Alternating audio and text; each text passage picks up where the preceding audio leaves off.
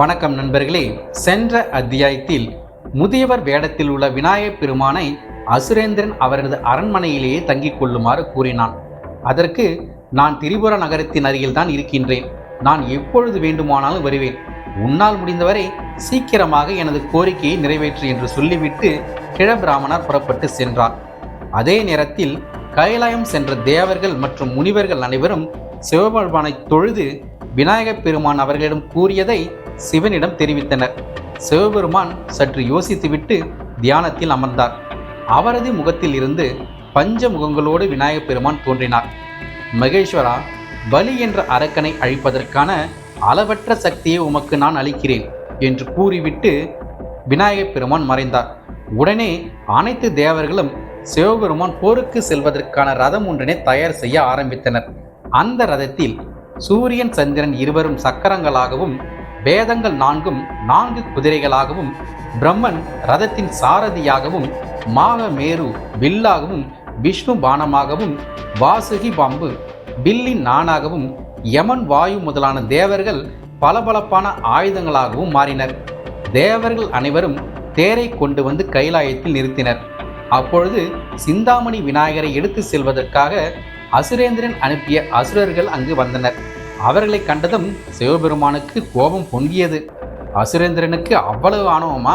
சிந்தாமணி விநாயகரை தர முடியாது என்று கூறுங்கள், அவனை நான் போரில் சந்திக்கிறேன் என்று கூறி அனுப்பினார். போருக்கு தயாரான தேரானது கிளம்பி சற்று தூரம் சென்றதும் தேரின் அச்சானது முறிந்துவிட்டது. அபசகுனம் போல இது நடந்ததால் தேவர்கள் அனைவரும் நிலைகுலைந்தனர். ஈசன் ஒரு நிமிடம் கண்களை மூடி யோசித்தார். அப்பொழுதுதான் அவருக்கு புரிந்தது, கஜமுகனை மறந்துவிட்டு போருக்கு புறப்பட்டதே இதற்கு காரணம் என்று.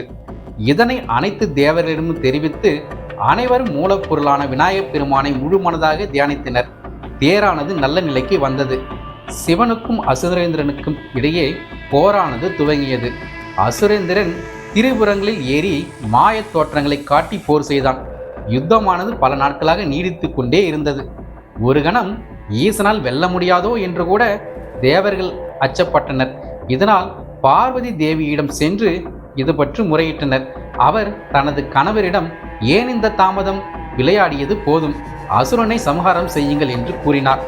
புன்னகைத்த ஈசன், பார்வதி தேவியே, அசுரேந்திரனின் திரிபுர பராக்கிரம வெளிப்பட வேண்டும் என்றுதான் இவ்வளவு நேரம் காத்து கொண்டிருந்தேன் என்று சொல்லிவிட்டு தனது அஸ்திரத்தினால் திரிபுரங்களை சாம்பலாக்கினார். அதிலிருந்த 3 தலைகளையும் அழித்தார். பிறகு விநாயகப் பெருமானை ஒரு நிமிடம் தியானித்துவிட்டு தனது சூலாயத்தை எடுத்து அசுரேந்திரன் மீது வீசினார். கண்ணுமிக்கும் நேரத்தில் திரிபுராசுரன் எரிந்து பஸ்மமானான்.